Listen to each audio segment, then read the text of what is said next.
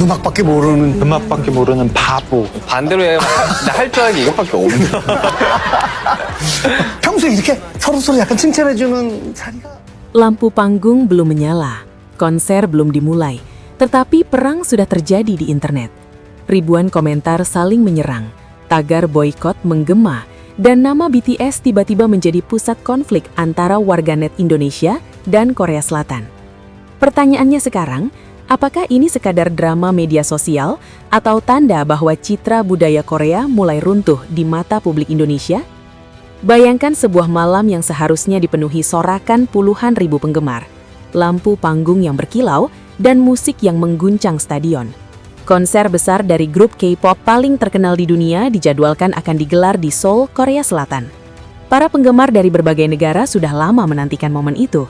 Namun di balik persiapan megah tersebut, sebuah ketegangan besar justru muncul dari tempat yang tidak terlihat, yaitu dunia maya. Konser yang seharusnya menjadi perayaan musik global, kini dibayangi konflik digital yang semakin panas. Bukan konflik biasa, melainkan perang komentar yang melibatkan ribuan akun dari berbagai negara. Yang mengejutkan, konflik ini berkembang menjadi pertarungan opini antara warganet Indonesia dan warganet Korea Selatan. Awalnya, situasi ini hanya terlihat seperti perdebatan kecil di media sosial. Beberapa komentar muncul di forum dan platform diskusi yang memperdebatkan berbagai topik budaya populer.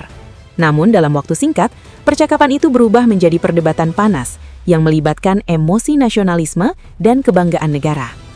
Istilah K-Mets yang merujuk pada warganet Korea Selatan mulai ramai diperbincangkan di berbagai platform.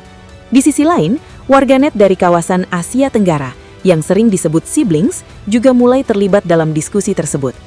Pertukaran komentar yang awalnya santai perlahan berubah menjadi saling sindir.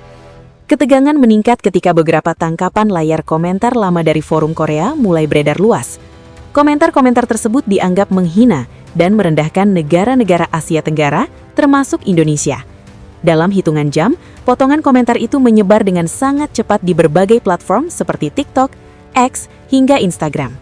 Banyak pengguna internet Indonesia merasa tersinggung setelah membaca komentar tersebut. Mereka menilai bahwa komentar itu bukan sekadar kritik biasa, melainkan sudah mengandung stereotip dan nada merendahkan. Perasaan marah pun mulai meluas di berbagai komunitas daring. Seiring waktu, kemarahan tersebut berubah menjadi gerakan digital yang lebih besar. Tagar-tagar yang menyerukan boikot terhadap budaya populer Korea Selatan mulai bermunculan. Dalam waktu singkat, tagar tersebut menjadi trending di beberapa platform media sosial. Beberapa warganet menyerukan agar masyarakat berhenti menonton drama Korea, berhenti mendengarkan K-pop, dan tidak lagi mendukung produk hiburan dari Korea Selatan. Bahkan ada juga yang menyerukan agar konser artis Korea tidak lagi didukung oleh penggemar internasional.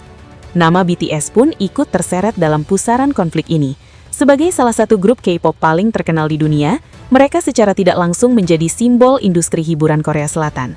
Akibatnya, banyak komentar yang mengaitkan konflik warganet ini dengan popularitas BTS. Di sisi lain, para penggemar BTS yang dikenal dengan sebutan ARMY tidak tinggal diam. Mereka langsung membela idolanya dan mencoba meluruskan situasi yang berkembang di internet. Banyak dari mereka mengatakan bahwa konflik antar warganet tidak seharusnya menyeret nama para artis.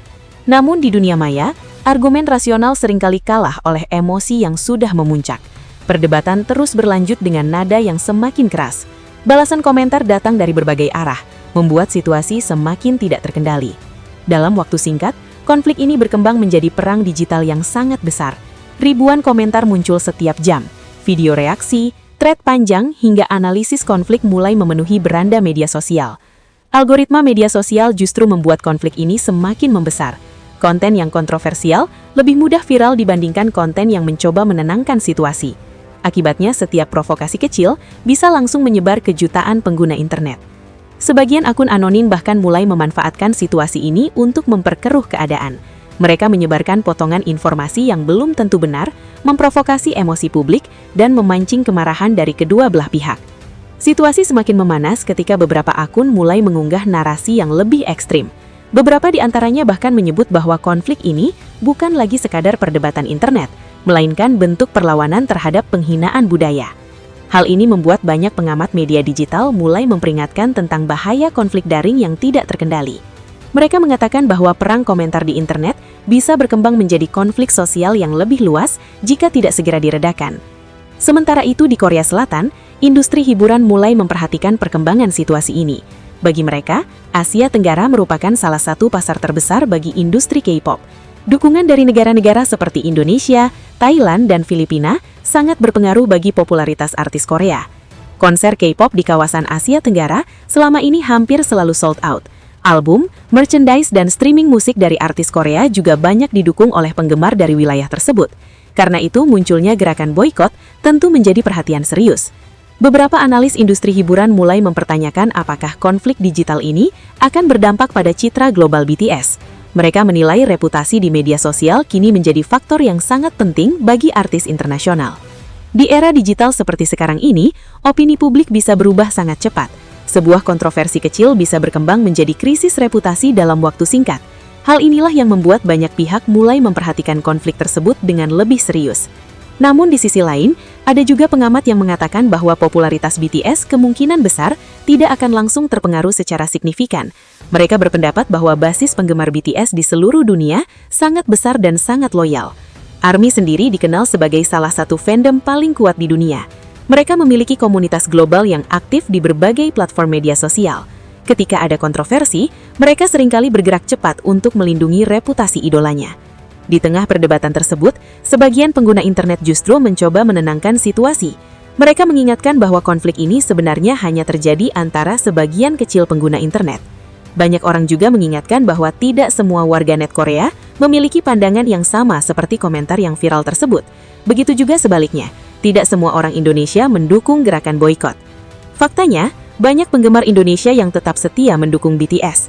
Mereka mengatakan bahwa kecintaan mereka terhadap musik dan karya para idol tidak ada hubungannya dengan konflik antar warganet.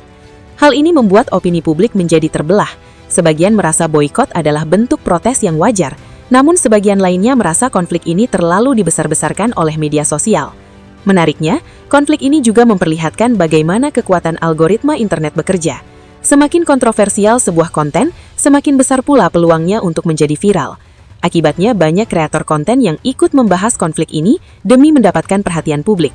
Video reaksi, analisis, hingga spekulasi bermunculan setiap hari. Situasi tersebut membuat konflik yang awalnya kecil menjadi topik global yang terus diperbincangkan.